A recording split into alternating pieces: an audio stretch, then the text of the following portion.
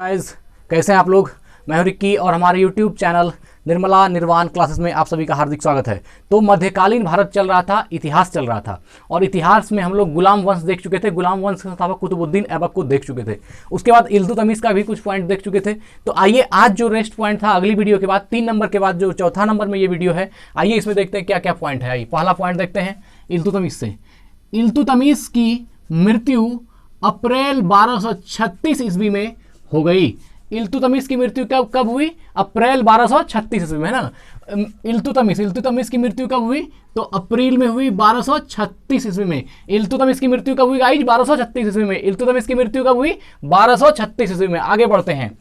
Genghis खां से बचने के लिए ख्वारिज्म के सम्राट जलालुद्दीन को इल्तुतमिश ने अपने यहां शरण नहीं दी थी। क्या कह रहा है? चंगेज खां से बचने के लिए जो ख्वारिज्म था, चंगेज खां से बचने के लिए ख्वारिज्म का सम्राट था जलालुद्दीन, है ना। चंगेज खां से बचने के लिए ख्वारिज्म का सम्राट जलालुद्दीन को इल्तुतमिश ने अपने यहाँ शरण नहीं दी। मतलब क्या? अगर यह जलालुद्दीन को अपने यहाँ शरण देता इल्तुतमिश, तो इल्तुतमिश का झगड़ा किससे होता? चंगेज खां से। तो यही बात है कि चंगेज खां से बचने के लिए ख्वारिज्म का सम्राट जो जलालुद्दीन था, तो उसको इल्तुतमिश ने अपने यहाँ शरण नहीं दिया। आगे बढ़ते हैं। इल्तुतमिश के बाद उसका पुत्र रुकनुद्दीन, है ना, रुकनुद्दीन फिरोज गद्दी पर बैठा। इल्तुतमिश की मृत्यु के बाद उसका पुत्र कौन था? रुकनुद्दीन, है ना। इल्तुतमिश के बाद उसका पुत्र रुकनुद्दीन, इल्तुतमिश की मृत्यु के बाद उसका पुत्र रुकनुद्दीन फिरोज, क्या नाम है? रुकनुद्दीन फिरोज गद्दी पर बैठा। वह एक अयोग्य शासक था। इसके अल्पकालीन शासन पर, मतलब छोटे से शासन पर, उसकी मां शाह तुर्कान, है ना, शाह तुर्कान अर्थात इल्तुतमिश की पत्नी या फिर रुकनुद्दीन फिरोज की मां, उसकी मां शाह तुर्कान छाई रही। कहा जा रहा है कि इल्तुतमिश का जो पुत्र था रुकनुद्दीन फिरोज, वह एक बढ़िया शासक नहीं हो सका, एक कुशल शासक नहीं हो सका। और क्या कह रहा है कि उसके शासन पर, है ना, उसके अल्पकालीन शासन पर, बेचारा बहुत कम दिन शासन किया और जितना दिन भी शासन किया तो उसके शासन पर उसकी मां ही छाई रही। और उसकी मां का नाम क्या था? शाह तुर्कान। तो आपसे क्वेश्चन किया जा सकता है इल्तुतमिश की वाइफ का नाम क्या था?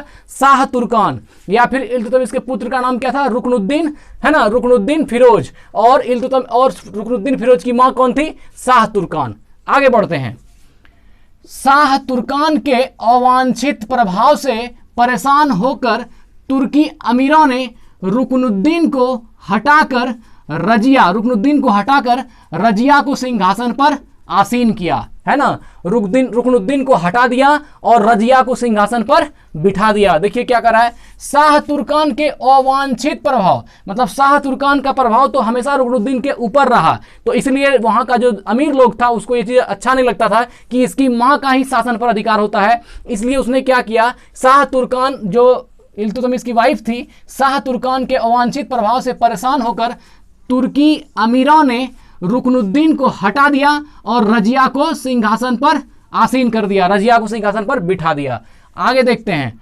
इस प्रकार रजिया बेगम प्रथम मुस्लिम महिला थी जिसने शासन की बागडोर संभाली। तो यहां पर आ गया प्रथम मुस्लिम शासिका कौन थी? रजिया सुल्तान। हम लोगों ने पढ़ चुका है जीके में, ठीक है ना। तो इस प्रकार रजिया बेगम, है ना, रजिया बेगम प्रथम मुस्लिम महिला थी जिसने शासन की बागडोर संभाली। प्रथम मुस्लिम महिला जिसने शासन की बागडोर संभाली कौन थी? रजिया सुल्तान अर्थात रजिया थी।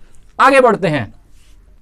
रजिया ने पर्दा प्रथा का त्याग कर तथा पुरुषों की तरह चोगा, है ना, पुरुषों की तरह चोगा मतलब काबा एवं कुलाह अर्थात टोपी पहनकर राज दरबार में खुले मुंह से जाने लगी। आप सोच सकते हैं यह कितना बड़ा बात होगा उस समय के लिए, 1206 ईस्वी के लिए, उस दौर के लिए, कि उस समय नकाब प्रथा जो आज भी चल रही है मुस्लिम इसमें, तो उसमें क्या है, वो जो है उसको त्याग दी। किसने? रजिया सुल्तान ने। क्या कह रहा है? रजिया ने पर्दा प्रथा त्याग कर, मतलब बुर्का प्रथा, जो पर्दा प्रथा था उसको त्याग दिया तथा पुरुषों की तरह चोगा पहनना शुरू कर दी। जो पुरुष चोगा पहनते हैं, काबा पहनते हैं, उसी तरह वो पहनने लगी। एवं कुलाह अर्थात टोपी भी पहनने लगी और टोपी पहनकर राज दरबार में खुले मुंह से जाने लगी, मतलब ओपन माउथ, कोई कपड़ा नहीं, कोई पर्दा नहीं, और खुले मुंह से राज दरबार में जाने लगी।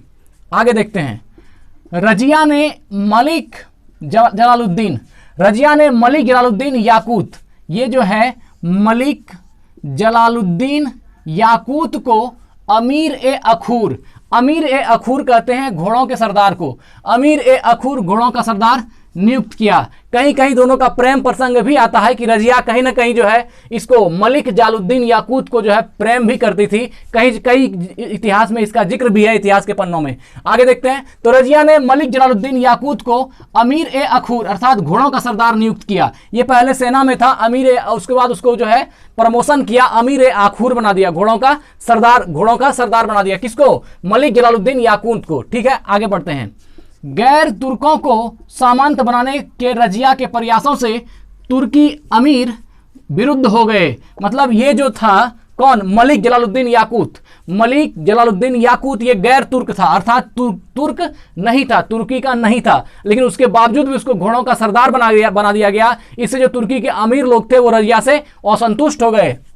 क्या कह रहा है? गैर तुर्कों को सामंत बनाने के रजिया के प्रयासों से तुर्की अमीर विरुद्ध हो गए और उसे बंदी बनाकर दिल्ली की गद्दी पर, है ना, मोइजुद्दीन बहरम शाह को बैठा दिया। और क्या कर दिया? उसको बंदी बना दिया, बंदी बनाकर दिल्ली की गद्दी पर किसको बैठा दिया? मोइजुद्दीन बहरम शाह को गद्दी पर बैठा दिया। तो ये देखिए, ये इसलिए हुआ क्योंकि रजिया ने मलिक जलालुद्दीन याकूत को अमीर ए आखूर का जो पद दे दिया, इससे जो है तुर्की के अमीर आप जो है रजिया से असंतुष्ट हो गए और उसने क्या किया? रजिया को बंदी बनाकर दिल्ली की गद्दी पर किसको बैठा दिया? मोइजुद्दीन बहराम शाह को बैठा दिया। आगे देखिए क्या है, रजिया की शादी अल्तुनिया के साथ हुई।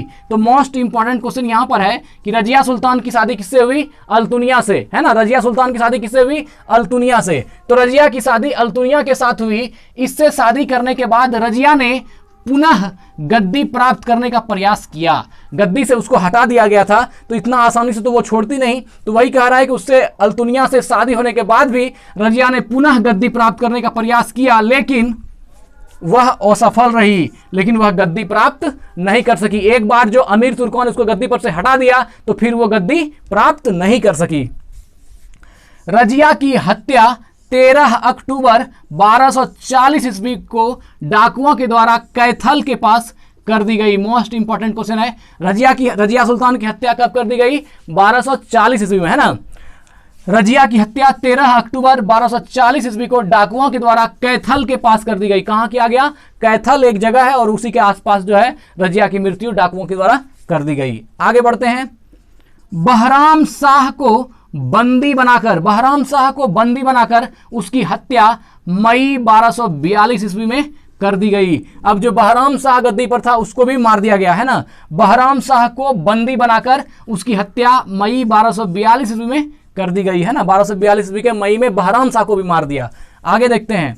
बहराम शाह के बाद दिल्ली का सुल्तान अलाउद्दीन मसूद शाह, कौन बना?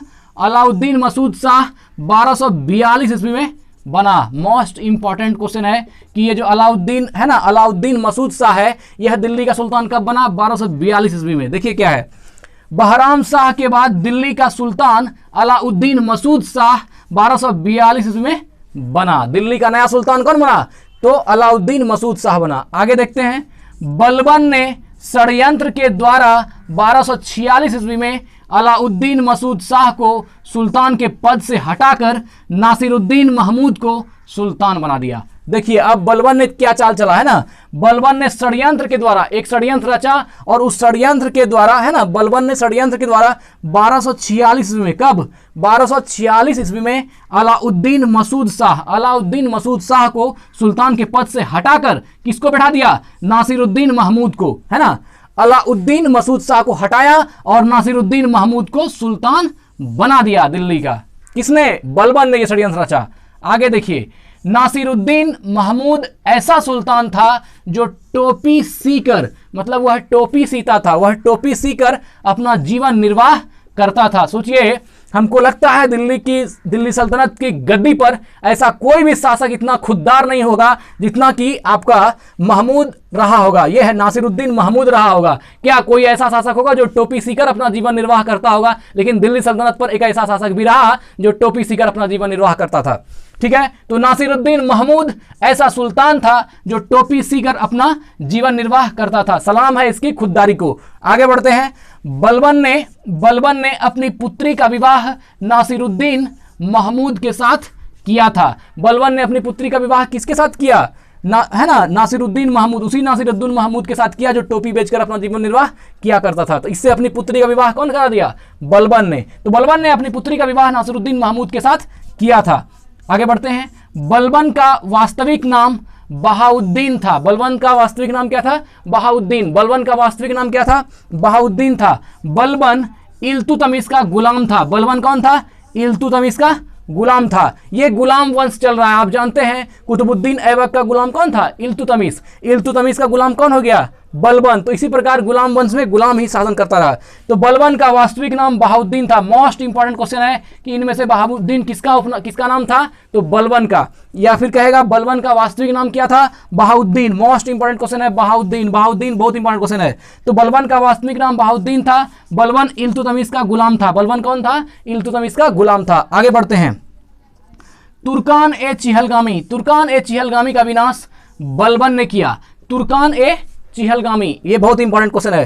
तुर्कान ए चिहलगामी का विनाश किसने किया? बलबन ने। तुर्कान ए चिहलगामी का विनाश किसने किया? बलबन ने। बलबन ने क्या किया? है ना, तुर्कान ए चिहलगामी जो उस समय आ रहा था उसकी पीढ़ी में, तुर्कान ए चिहलगामी का पद, इसका विनाश कर दिया। और किसने किया? यह विनाश बलबन ने किया। तो यहीं पर यह पूरा एंड नहीं हुआ है, इसके बाद भी अभी पॉइंट बाकी है जो हम लोग देखेंगे अगली वीडियो में। धन्यवाद। स्वस्थ रहें, वृद्धजनों की सेवा करें। धन्यवाद।